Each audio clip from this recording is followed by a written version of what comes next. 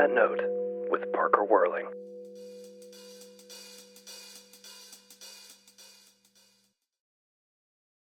Cool if I vape in here. Sorry. Oh, dude, yeah. If you give me a fucking hit, bro. Yeah, absolutely. There you go. It's a little dead. That's okay. Fucking Saturday morning vape hit. Yeah, for real. I'm not gonna lie, I'm a little like hungover right now. I like had my release show last night. I was wondering if, it was fun. how you were gonna feel this morning. I was so game to do this. I was like telling my friends last night, I was like, I've got an interview tomorrow. They're like, what the fuck? That's cool. You're like, I'll be fine. Yeah, literally. So. Yeah, well, at least it's at noon, so you have a little bit. Yeah. Wasn't it like 20. 9:30 in the morning? Yeah, right. But no, that's great, dude. Yeah, I wanted to get into the release show, into your new album. Let me pull up my notes. We just jumped into this thing. I didn't even get a chance to pull my notes up on you. Yeah, you recording over there? Yeah, we're already good to go. If you're Hello. locked in, we'll start.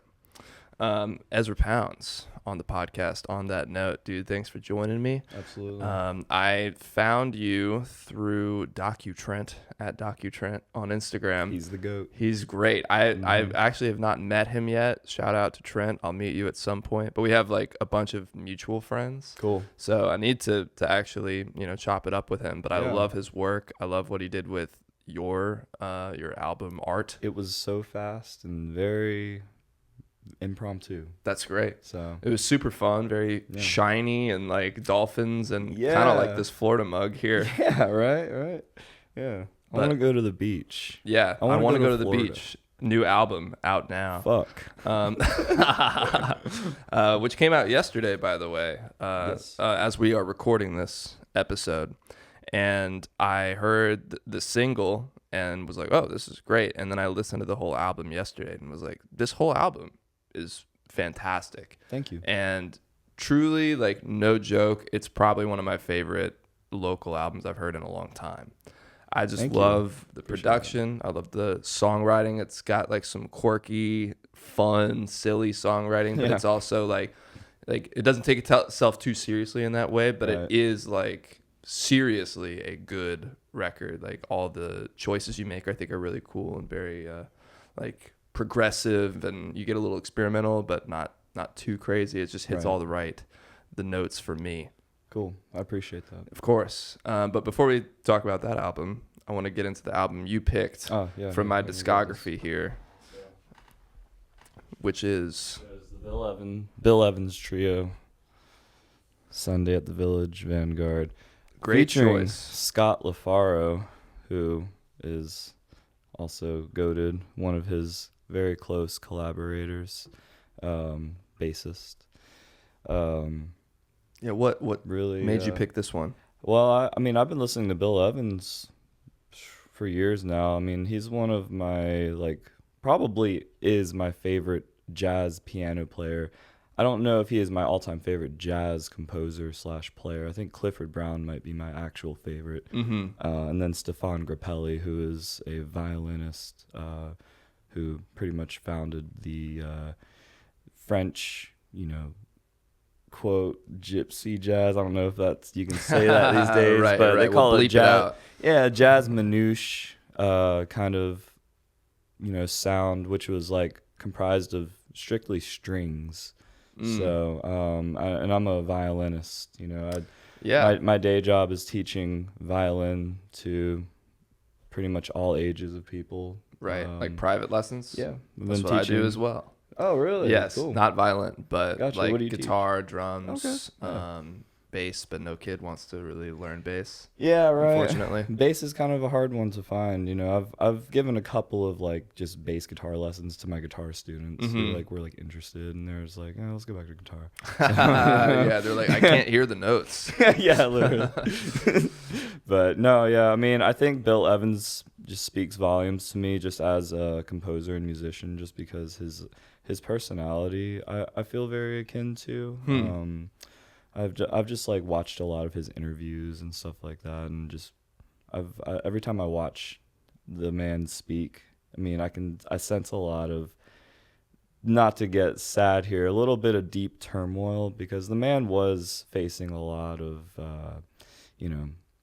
lot of addiction and a lot of like kind of like actual real life pain, but it reflects a lot in his musical style, and I think everything that he did was extremely intentional, which is why when I make music, I want to also like embody like something that's truly intentional and like in just valuable to like how I approach my compositions and everything like that. You know, completely different styles, obviously, but like, you know, just kind of the framework of like using your mind into making music.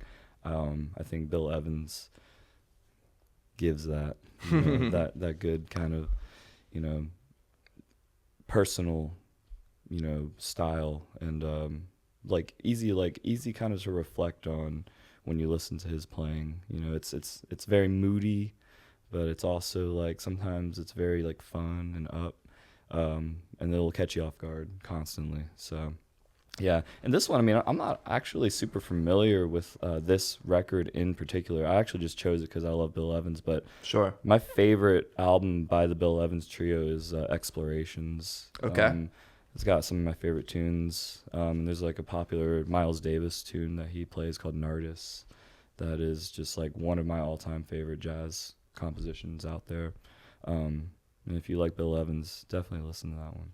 Cool. Yeah. I'll be honest, I don't know that album a whole lot either, even though I own it. My friend gave it to me for my birthday, Cool. like a few years ago. I think probably because we had talked about how I wanted to get a little more into the world of jazz. And he was like, give this a listen, give Bill Evans a listen. Yes. So I threw it on and really enjoyed it. And it just feels it feels like I mean, it's live, so I feel like I'm in some smoky New York basement club and listening to this trio. And Heck yeah. it's really nice. Bill Evans is actually a West Coast jazzer too, you know. Oh, so I didn't like know that. A lot of West Coast jazz, in my opinion, is more about vibe, not as much technique and like strength and speed with your playing. So it's like it's interesting to kind of hear that like dichotomy with jazz, like you know, the more you kind of get into listening to it, you know.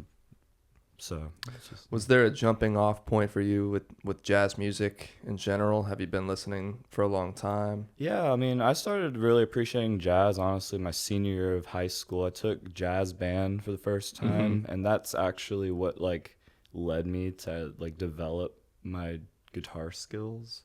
I had played guitar like for years, but I was only like playing like, you know, out of the Beatles book and stuff like Sure. that. And that's how I just started like learning how to sing and play guitar together.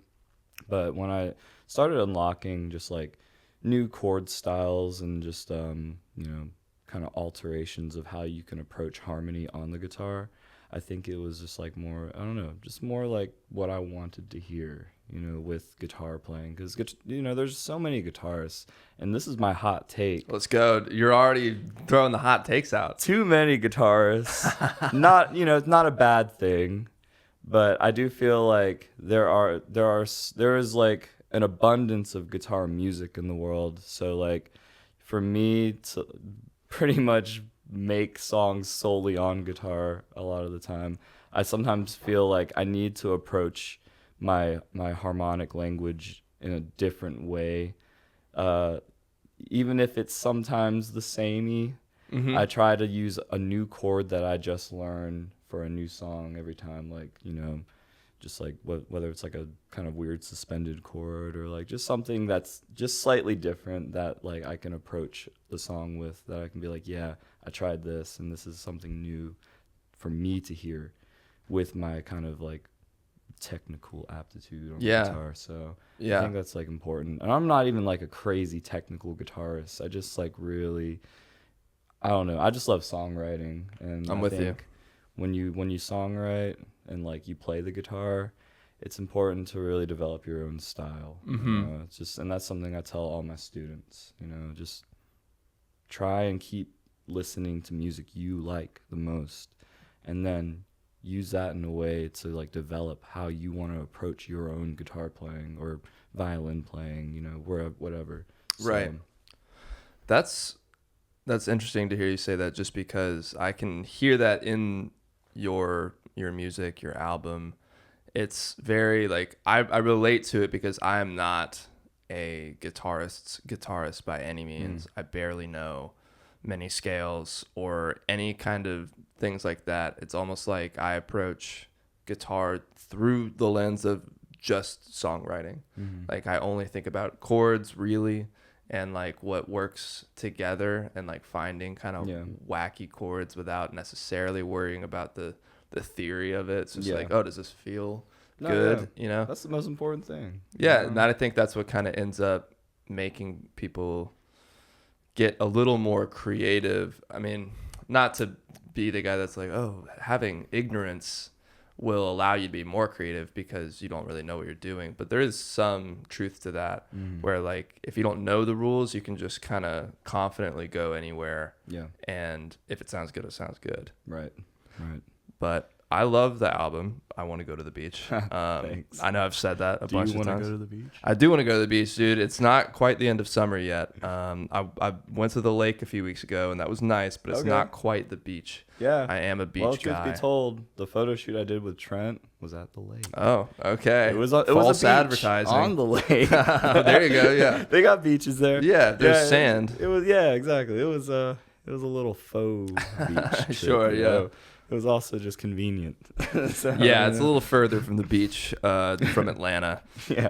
But so since we have you the day after the release, I do like asking this kind of question. What is the feeling now that it's completely out? Like, what is release day like for you? What is it like for you when something you've been working on for a long time is finally out? Do you celebrate? Do you try to keep it low key? Like, what are your feelings? Well, I mean, I went all out last night. Like, I mean, yesterday, honestly, like, I didn't even have time to, like, listen or celebrate the actual album until the very end of the night, because I had to, like, mow my grass. I had to get my whole fucking, like, backyard looking. Was that what the show was? Right. Yeah. Okay. So, like, I mean, I just held it at my house. I mean, my best friend, G, who I live with, he's my roommate. You know, he took the day off graciously to assist with setting up parties and the party and stuff.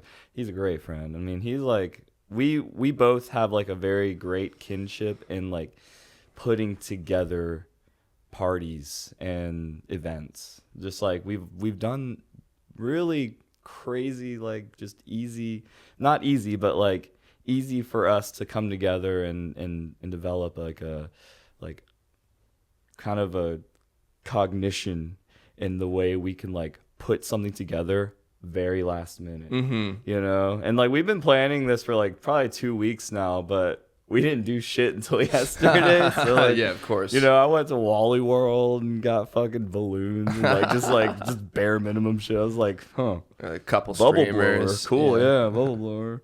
And then the fucking bubble blower knocked over. I was like, was it beach themed? Yeah, or nautical? More or less. Okay. More or less. It was like a beach forest vibe. Right. So, you know, I mean, Atlanta is just so kudzu ridden and everything. You know? So I mean, we got a lot of forest around here, but I think people like who came last night really were able to feel that kind of the beach ambience through the music, totally, just vicariously. So totally. And how long was the record making process for this?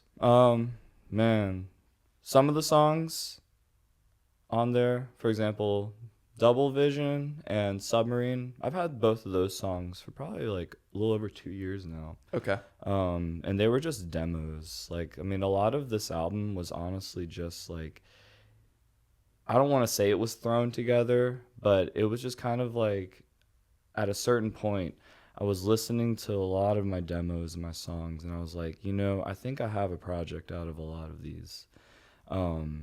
And it just kind of came together. The song Brother Man, which is a cover by a roots reggae group called the Mighty Diamonds. I did kind of like a weirdo, you know, poppy version of it, you know, kind of Gorillaz inspired. Yeah. Gorillaz is one of my favorite bands, by the way. Cool. But I love that I was able to throw that one on there last minute because I had that instrumental, not gonna lie, since like 2020. Whoa. And I never did anything with it. And so What was the question? How long was the record making process? It was long time. as fuck. Yeah. Yeah, some of the songs I did like literally last month. Okay, yeah, I was about to ask, were there any that like just made the cut? Yeah. Like So Nice. Shout outs to my friend Luna. So Nice was fun. Yeah, I liked that one. Yeah. I met Luna at an event recently. And we just like kind of started like making music and hanging out, and like I was like, you know what? I don't have any features on this album, like real vocal features. And we made like this one demo together. It was like a folk song, and I really loved it. And I was just like, you know what?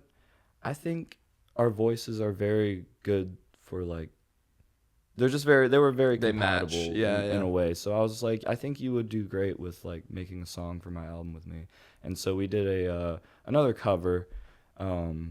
It's like a samba song by yeah.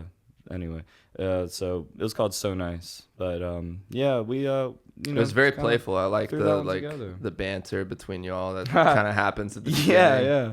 It was kind of goofy. Where did the band come from? Yeah, right.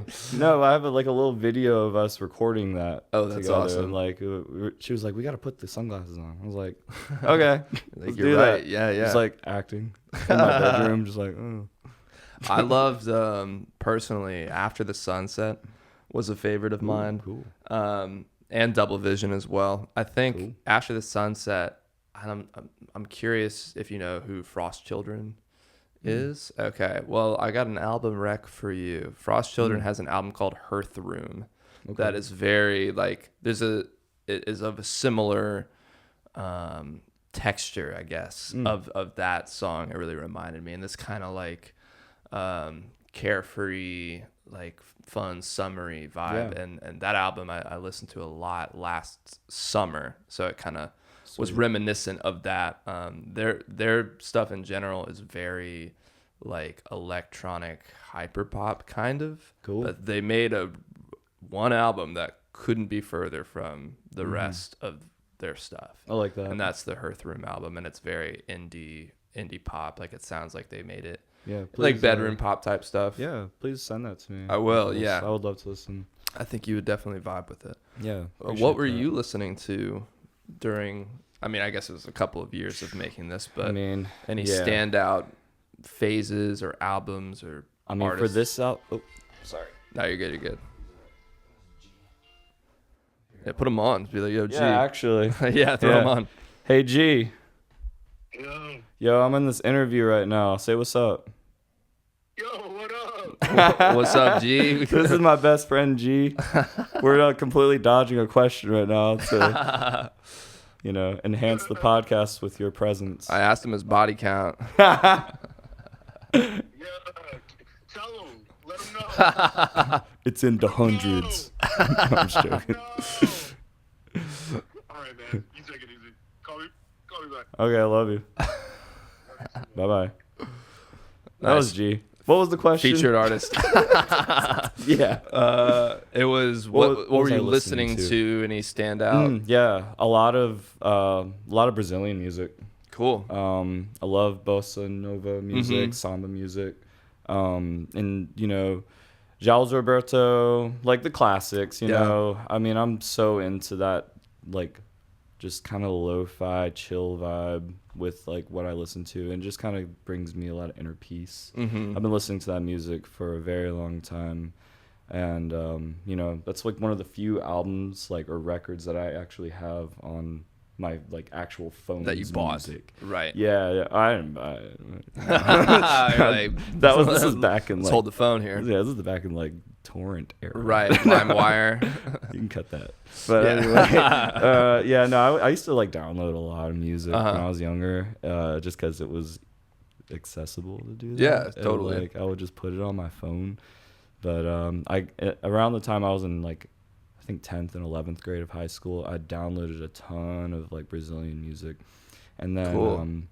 a little bit later in life, I met my friend Pablo, shout out to Pablo. He gave me this like link to a Google Drive that has all of this just like amazing like samba music, and I was just going through it, just listening, just like, this is awesome, you know. That's cool. I love hearing stuff like that because in the age of streaming, there is infinite amount of inspiration from anywhere, which is cool. But it's almost like, well, we are all getting it from the same well. Right. And then you hear about something like that, like no one else has that hard drive. Right. And you have a very specific like treasure trove of influences and things you can pull from. Oh yeah, absolutely. And that stuff really makes your stuff sound unique, which is, Yeah.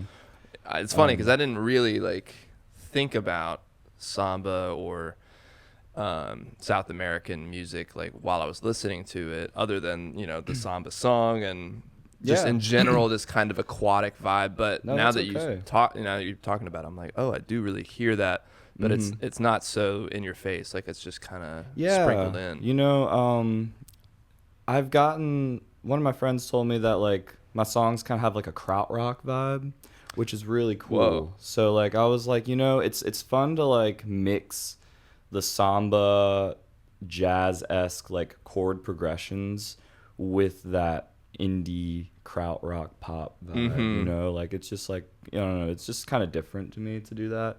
And it's funny that you like After the Sun Sets, because that song actually is one of the only songs I did on this that have programmed drums. That I just like built the beat using samples.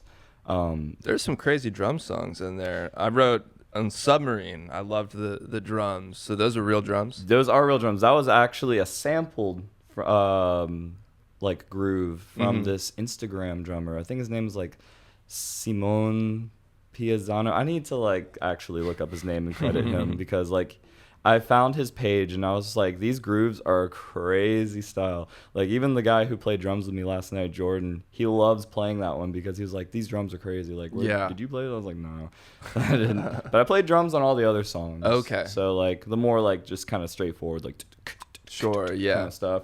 I mean, you know, I mic'd up my drum kit. And you produced the album. I did right? everything pretty Crazy. much. You know, besides like a couple of bass lines and flute. I don't play flute. My friend Alex played the flutes. Yeah. So. That's crazy. Yeah, I think that's sick, man. Hats off to you, because it's hard to balance all that when you are mostly the sole person that's like manning the helm. There's a lot of room to get lost in what you're making if you don't have a clear idea of what you want. Yeah. And it helps me to have a producer, because there's at least somebody to bounce off ideas with. Yeah. That's a real thing. Like, I think having a producer, because right now I'm also working on another record with a producer. My friend Riley, actually, that I mentioned earlier, who saw McGee. Yes. He's been helping me record like you know, some rock and roll songs that I've been working on. And, cool. You know, I feel like it's a much more cohesive thing, just like to have somebody there and like literally bounce those ideas and just be like, yeah, we're gonna work on this guitar tone for a second. Like I'm just like, you know, I probably wouldn't have thought about that like when I was recording, because like my mind when I'm making something is like, you know, truth be told, I want to do it as quick as possible so I can just lay it down and not forget it, you know.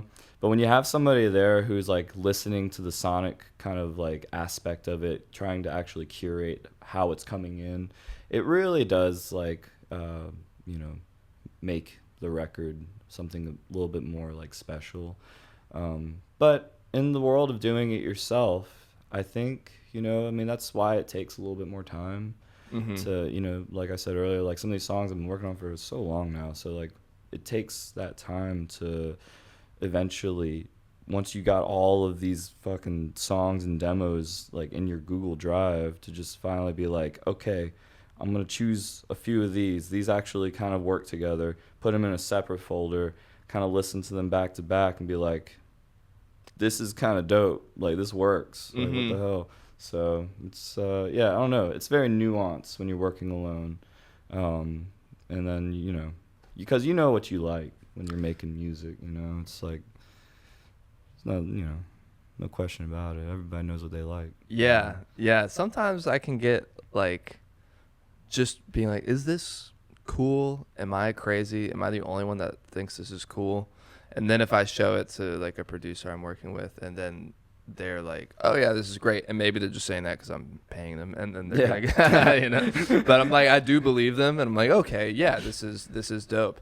It's nice to know that I'm not in a box here, and like thinking that this is the only, you know. I mean, no, I'm not gonna lie. Sometimes I'll be like sitting there and just like trying to make a riff, and I'm just like, this is hot garbage. This is not working. You know, because like, you know, when I make a song, I typically just will have something in my head, and then I'll just like literally be like kind of humming it. Like I make like demos in my car and shit. Like I'll just like turn on my voice memo and just be like, no. And I'll be like, you know, just like giving like a little beat like idea. Yeah. And I'll listen later. I'm like, what the hell am I doing? That's the worst. You're like, I'm cooking right now. Yeah, then the next morning you're like, what the fuck was I doing? What is this? I'm so a tale as old as time. Yeah, it's so goofy. But I love doing that. Like, I mean, that's how I've written a lot of songs. Just like I'll like listen to the melody and I'm like, okay, I'll try and come up with some chords and like just see how it fits. But yeah, what's your preferred or maybe most common way you end up starting a song? Typically, kind of like how I mentioned, I'll have the idea in my head, maybe with words, maybe without. Like a lot of words, like lyrics. I'm getting better with being more intentional about how I write lyrics. I've learned through a lot of friends who make music, like kind of, you know, the songwriting process and, you know, using that as a way to build on my own kind of storytelling. I think it's really important to have like an essential theme, and also to add depth using metaphors. I think like poetic devices are very important in the aspect of songwriting, because like there's so many ways you can bend and twist your words to like make something sound more original, even though the music may not be as reflective of like super originality, you know. So I guess like all in all, my preferred method is starting in my head and then bringing it to life, you know, on guitar or maybe sometimes piano. But honestly, sometimes I also just like making beats, either by myself or with a friend or collaborator, and just letting the beat loop and just like kind of like getting my voice memo and be like, and then like my friend's like, yeah, I like that. I'm like, dude, I'm not saying shit right now. Right. It's like just gibberish. A bunch of mumbo jumbo. But That's so true about the metaphors and poetic devices. Like, I feel like that for me, I don't utilize as much as I should. And when I'm trying to be a little more intentional as well about lyrics, I'm so like rhythm and chord focused, and melody too, but a lot of rhythm, like how the rhythms work with the chords, that the lyrics are the last thing I think about. Yeah. And not unfortunately, but a lot of people, that's the first thing they grab onto. And I can't relate to that. Yeah. So I have to try to put myself in those shoes when I am at a point where I'm like, I'm just ready for this song to be done, because I've done my favorite part. The lyrics are usually the last thing, and I'm like, I have to like I have to take this to the finish line and really like put in the work and feel really good about the lyrics, instead of just kind of phoning it in. And you know when you're really phoning it in, right, I think. Right.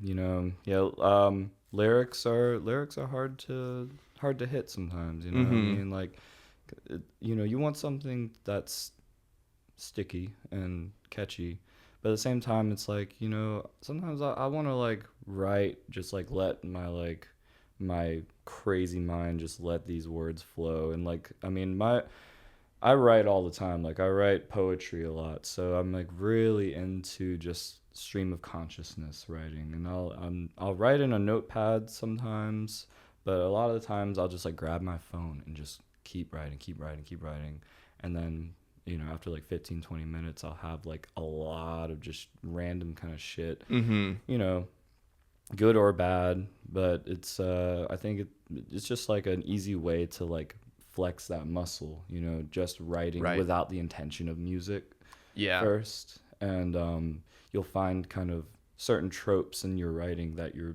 kind of, you're attached to, and you can, furthermore bring that into your music, like the song Eat Dirt, Yeah, I love that one. Thanks. Yeah, that one I feel was one of the faster songs that I put together. Yeah. I wrote fast paced. That's what yeah, I wrote hell yeah. So there you go. So I think that one, like the writing aspect came from the idea of I was just like literally thinking like, what is a crazy like statement that like hasn't really been said in many songs, but like is like kind of like what? So I was like, eat dirt.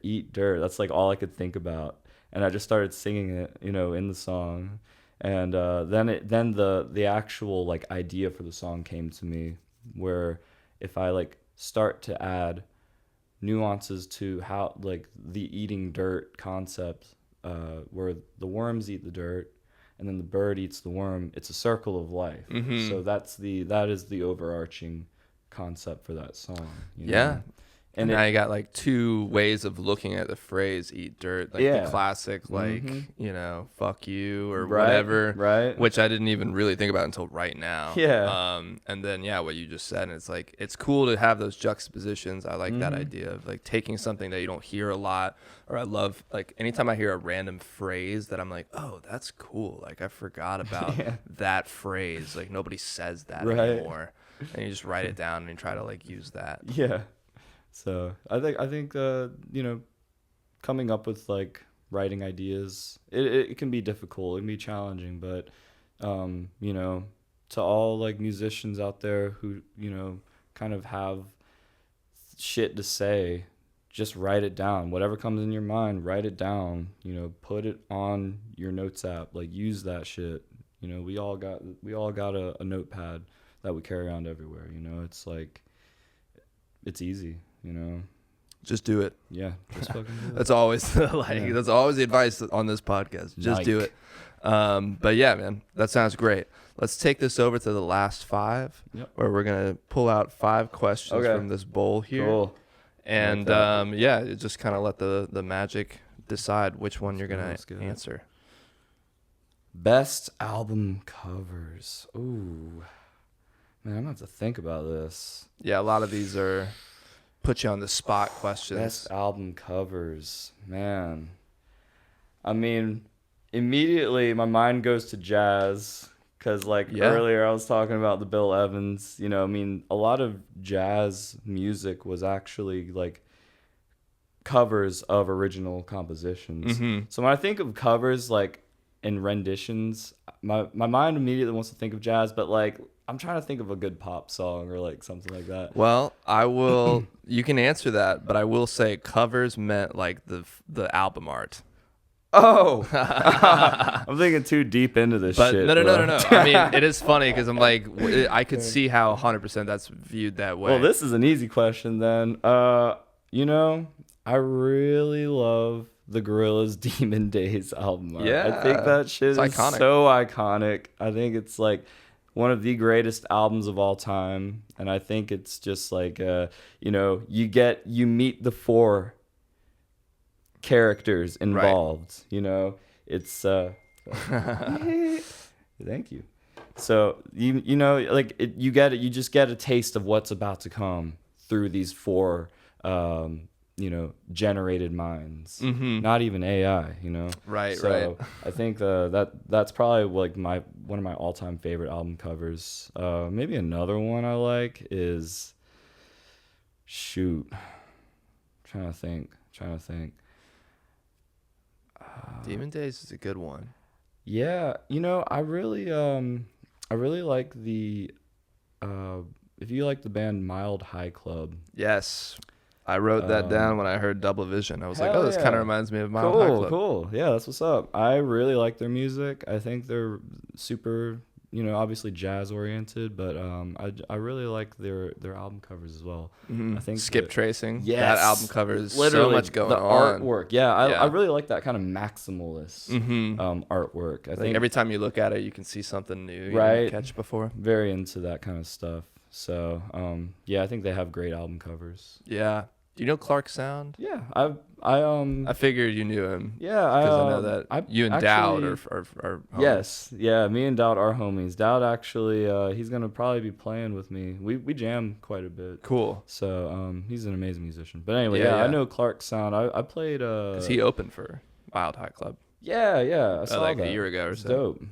dope. I played strings like violins and violas on one of his old EPs. It's called Betacam EP. Shout out to Clark. Yes. Yeah. Really Dude, dope shit. that's when I All the time. interviewed him. Was like around the time he Oh, put hell that yeah. EP Okay. out. That But was a while like, ago. It was a while ago. Yeah. Fat minute. But yeah, he's the man. He actually produced 3 of my songs a couple of years Hell ago yeah. Okay. because I met him on this podcast shit. and was like, this guy's crazy. Like he's a freak, and he is a freak. Like he is still a freak. I've never met anyone. You know how some people are like, man, if you just gave me a guitar and I could just play music for the rest of my life, I'd be fine. And you're like, okay, but really though? Yeah. I 100% believe Mhm. when he says that. I Yeah. could just see him on an island, not worrying about anything, Oh, and just absolutely. playing guitar, and he'd be totally content. No, yeah, he's a mastermind Absolutely. of the craft. But let's check question number 2 here. Let's go. Here we go. I'm gonna dig a little deep. Okay. What kind of food would your music be? Okay, this is a very good question. Well, I would say, so I'm part Korean, so I love Korean food. Mm-hmm. I would say that my music's like bibimbap.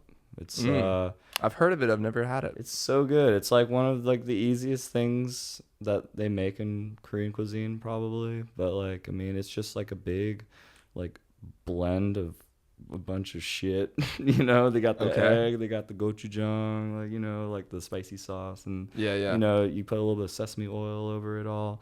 Put the you can put beef. You can put a lot of different things in there, but then you just mush it. Oh, okay. And then it's just so good. It's so good for you. It's like kind of like Korean soul food. Oh, okay. So I would say like my music's like that because Cool. it definitely comes together like all these little things, and I just like so, Just punch it down. yeah, and then I consume it. That sounds delicious. Wow. See, anytime somebody gets that question, I get really hungry. I Yeah. need to figure out what to eat after. No, I'm this hungry pod. too. All I've had today was coffee. Yeah. So far. Yeah, you need to get some Waffle House in you after last night. Ooh, Waffle House. That'll cure my hangover. All right, number 3. Best live show you've seen. Okay. Honestly, one of the best live shows that I can recall just off rip was, Gorillaz. I saw them when they came on the Human Store. That was dope. But I don't know if you're familiar with the anime. You probably are. Samurai Champloo. I'm not. Okay, it's all good. It's all good. It's like honestly one of the most popular animes out there. Okay. But I mean, I like some anime movies. I haven't really watched a lot of anime shows. Well, I highly recommend check out Samurai Champloo and furthermore Cowboy Bebop. if you Yes, ever- I've gotten one's that recommendation a lot. just 2 iconic animes. A for the animation style, B for the dialogue and just character development, but C for the music. Okay. The artist who did the opening theme for Samurai Champloo, he's a Japanese rapper named Shingo 2. He was actually going on tour back in 2018 era, I think. He came to where was it? I think it was Aisle 5. It was, cool. Yeah, it was a sick show, and I was in the crowd, right in the middle, just like seeing this dude. I've been hearing his voice for years, on this fucking cartoon opening, and they were doing a kind of like a tribute show. They were on tour actually, doing a tribute for Nujabes. Okay. Who is like one of my all-time like biggest influences. Like, I mean, he is a lo-fi beat maker, kind of in the same vein as like Jay Dilla. Okay. And you know, he passed away in 2010, I believe, from a car accident. Oh man. In Japan, and you know, the world definitely changed after that. But his music is still extremely impactful to me today. You know, it was very just invigorating hearing those beats being performed live, and also they had a fire ass Japanese DJ up there, like he was just ripping that shit. I was like, no, this is dope. That's cool. So, well, probably one of the greatest shows I've ever seen. You know, just like hits very home to heart for me. Yeah, dude, especially at Aisle 5 when you get to see like a bigger group, at least in your mind, and you see them at something like Aisle 5, like you feel like you're so close. Yeah. But it's not like too small of a venue either. Oh, absolutely. I love Aisle 5. It's actually where I played my first show with oh, cool. Ezra Pounds and the Ounces. My band. course. Shout out to my band. Yeah. The OZs. But we played at Aisle 5 kind of on a whim in April. Like the promoter from Speakeasy, his name is Brandon. Brandon.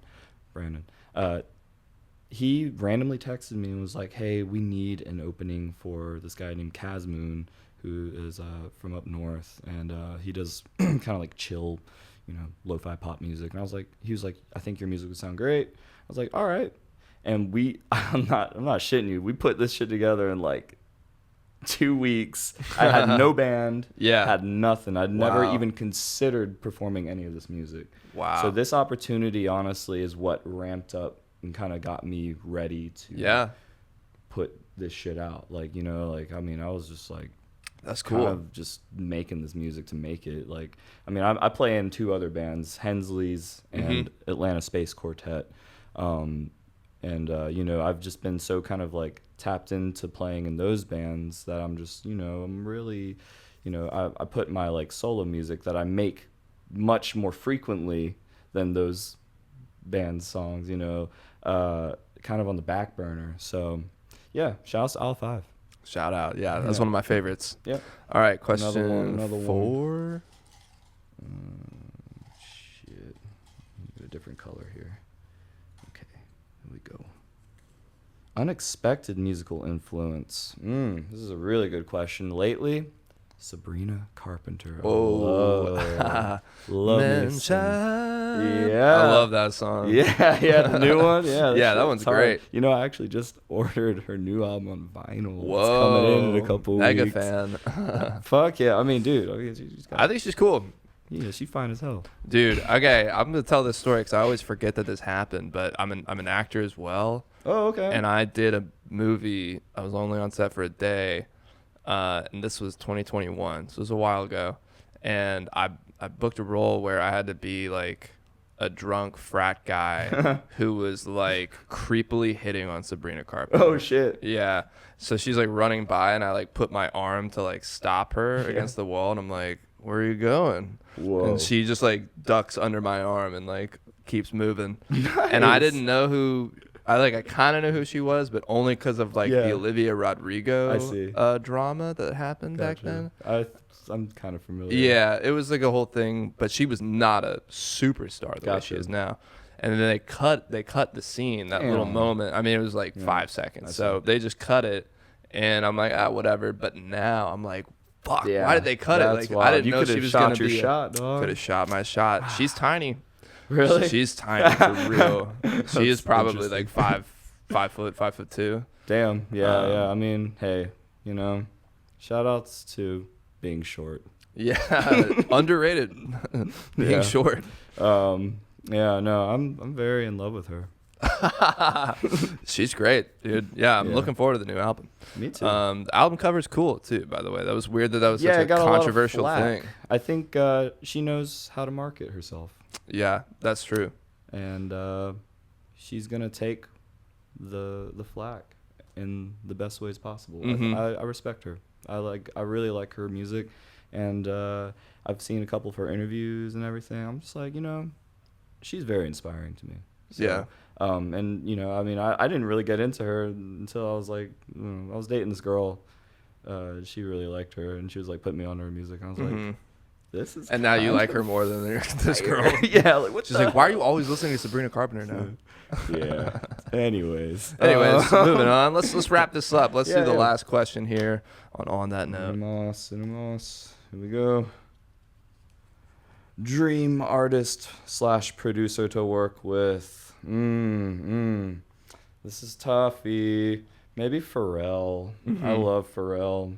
Do you like the new Clips record? Yeah, that shit's hard. Yeah. It's just hard. I mean, that had a crazy good rollout. You know, I mean, they were busting out some really genuinely, like, well put together content for that and shit. You know, in the world of creating content these days, which I'm wildly awful at doing.